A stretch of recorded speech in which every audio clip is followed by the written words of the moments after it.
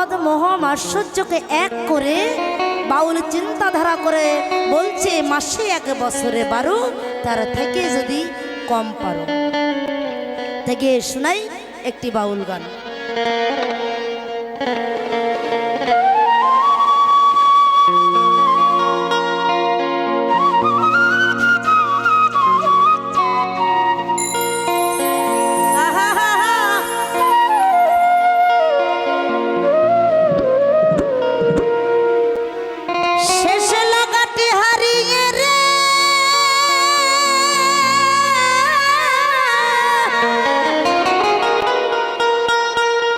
শেষে লাগাটি হারিয়ে হাবুডুবু খেয়ে ওরে তুমি মাছ পাথারে মরবা, ভেবেছ কি মনে বিনা সাধনে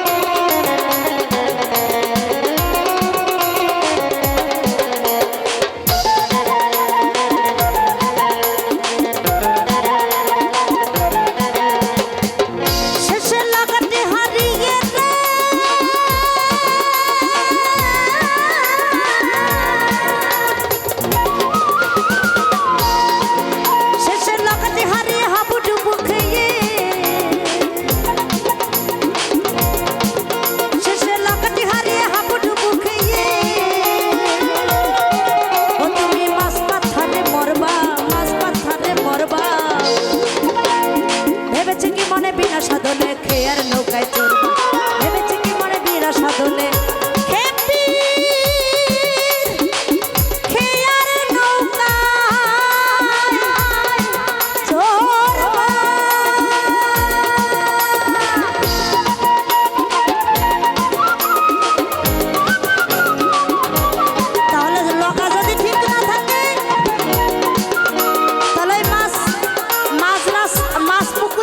হাবুডুবু খাতে হবে।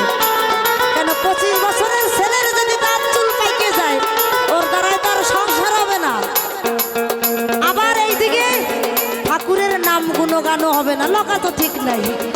ঠাকুরের নাম গুণগান করতে যাবে লগাই দেবে খোসা, তাহলে মাছ এইদিকেও নাই ওই দিকেও নাই, 2 কুল আড়াই গিয়ে মাঝখানে হাবুডুবু খাবে না। তাই গৌর হরি বল হরি বল।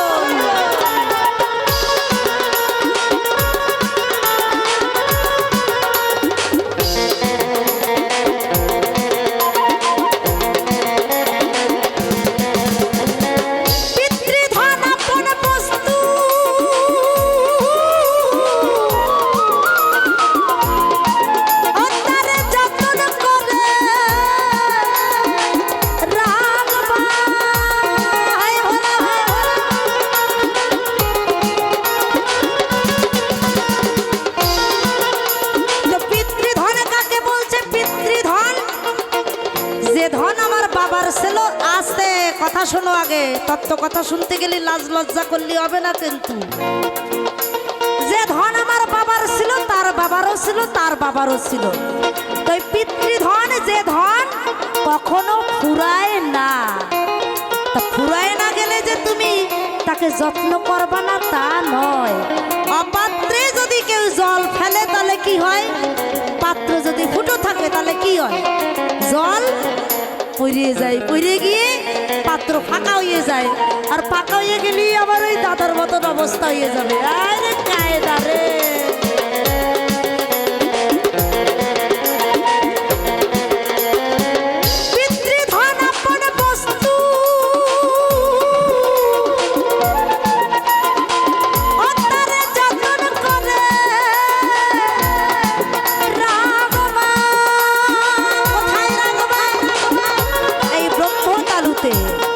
ব্রহ্মতালু দিয়ে জানো এইদিকে কোনো মতে নাই আসে। কেন এই দিকের পাত্র হইছে ফুটো, ফুটো পাত্র দিয়ে বেরোয় গেলে আর কিছু থাকবে না, ধন সব শেষ হয়ে যাবে। হরি বল হরি বল হরি বল।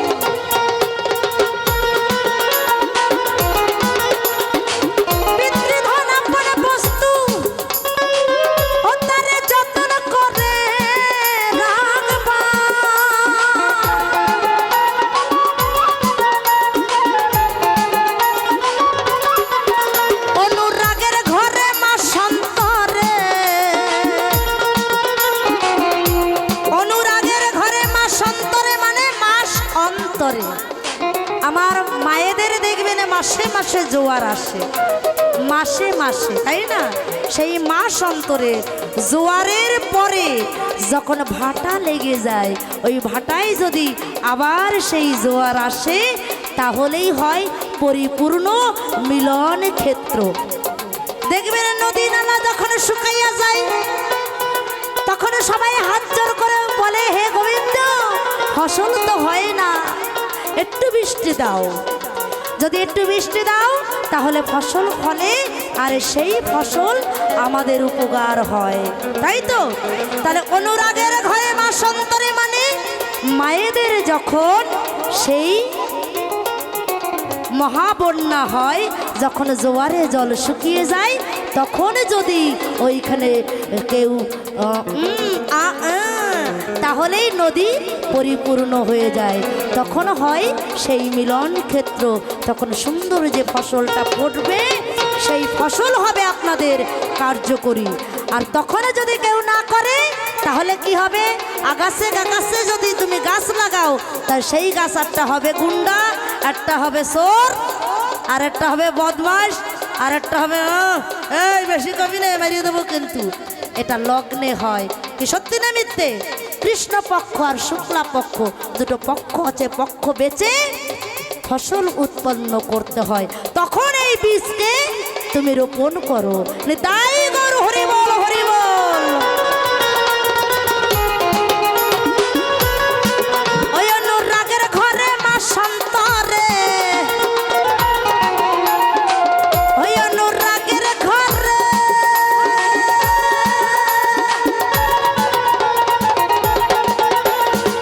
ওই অনুরাগের ঘরে মা সন্তরে, ও তুমি একবার তারে নারবা পারবা, ভেবেছো কি মনে বিনা সাধনে ক্রিয়ার নৌকায় চড়বা, ভেবেছো কি মনে বিনা সাধনে খেপি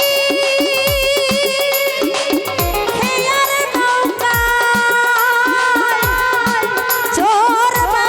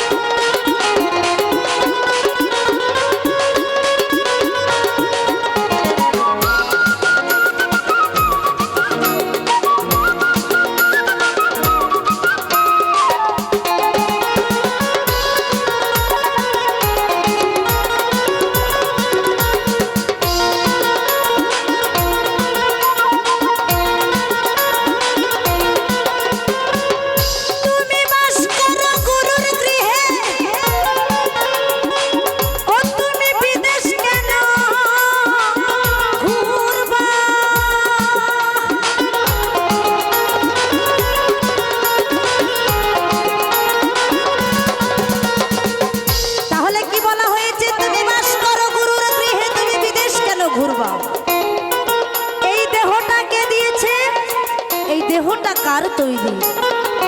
এই দেহটা তৈরি হচ্ছে সেই অনাদি রাধে গোবিন্দ। আমার মা বাবা খালি কর্মটুকু করেছে এই, কিন্তু দেহ যিনি প্রাণ যিনি দিয়েছেন তিনি হচ্ছে অনাদি রাধে গোবিন্দ। তাই বলেছে অনাদি রাধে গোবিন্দ বলছে, দেহ যখন আমি তৈরি করে দিয়েছি আমি সবার মধ্যে আছি। এখন আপনারা প্রশ্ন বলবেন, কাজল গাইন্ডে কবে নাকি? আচ্ছা, একটা গুন্ডার মধ্যেও কি গোবিন্দ আছে? আছে। আচ্ছা, একটা লম্পটের মধ্যে, একটা সিটিং বাজের মধ্যে কি গোবিন্দ আছে? আছে। কিন্তু কোথায় আছে এটা কিন্তু আমরা কেউ জানি না, সেইটাই জানাবো আমি আমার গানের মাধ্যমে। যেমন কাম ক্রোধ লোভ মদ মদ মাৎসর্য এই দেহের রিপুর মধ্যে আছে, রিপু ষড়রিপু। এবার গোবিন্দ কোথায় থাকে? আহা, এইবার বলে দিই। কেউ জানেন গোবিন্দ কোথায় থাকে? জানেন? হ্যাঁ, হ্যাঁ, বিবেকের ঘরে। বিবেক, বিবেক। যেমন কেউ যদি পরকিয়া করে, কেউ যদি পরকিয়া করে, সে কিন্তু কখনো দিনের বেলায় তার ঘরে ঢুকবে না, কারণ বিবেকের ঘরে যিনি বসে আছে আমার অনাদি রাধে গোবিন্দ, তিনি কিন্তু বারবার বাধা দেবে। যাস নে, ধরা পড়লি কিন্তু একদম ঠ্যাং ঠং ভেঙে দেবে। যখনই বিবেক বাধা দেয় তখনই ঠিক আছে, ঠিক আছে, রাত্রিবেলা যাব। ঠিক তো? কেউ যদি চুরি করতে যায়, সে দিনের বেলা চুরি করে না, রাত্রিবেলা করে। কেন? বিবেক তাকে বাধা দেয়। তাই যেখানে বিবেক আছে সেখানেই আমার অনাদি রাধে গোবিন্দ আছে। নিতাই গৌর হরি বল, হরি বল।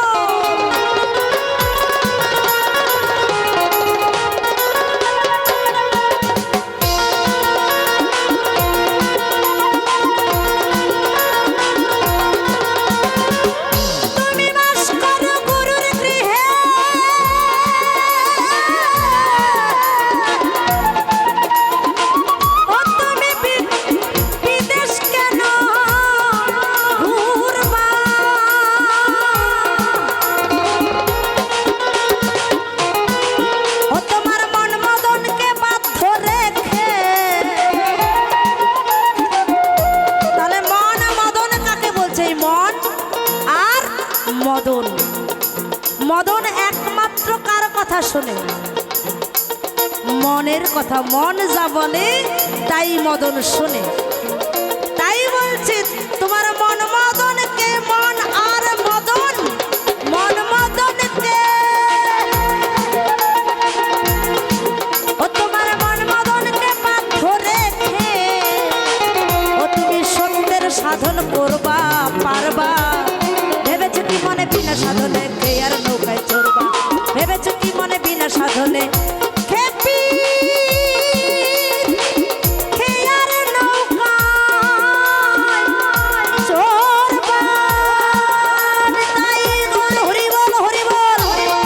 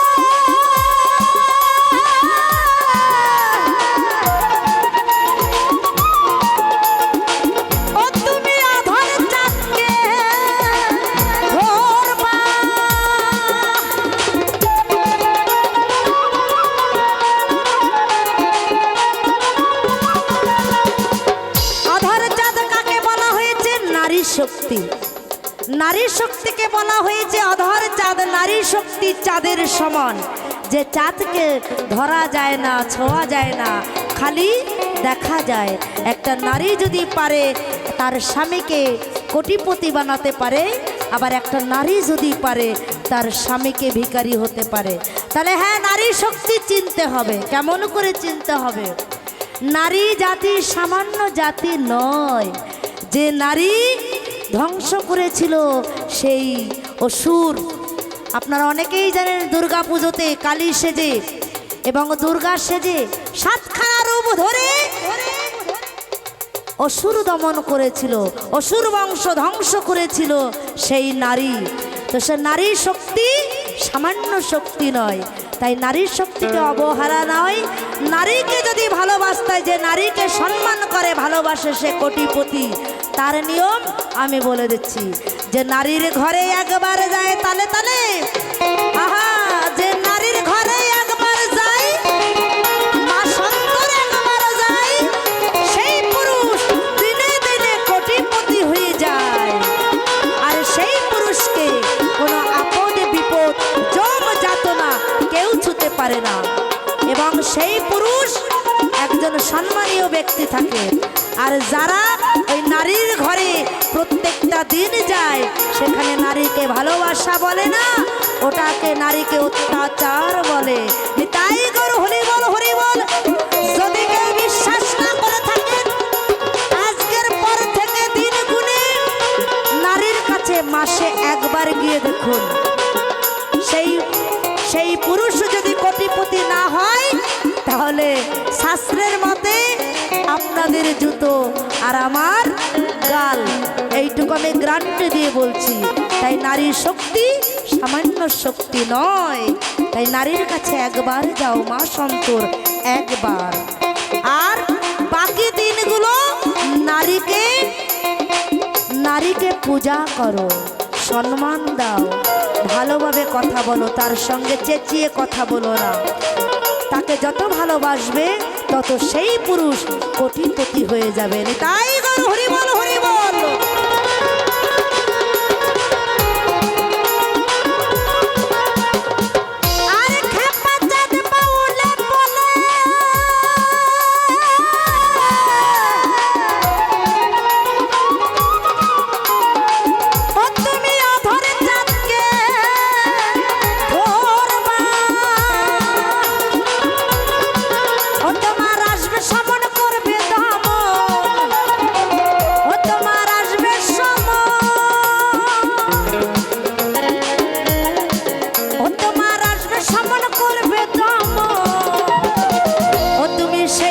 মজা বুঝবা ভেবেছি কি মনে বিনা সাধনে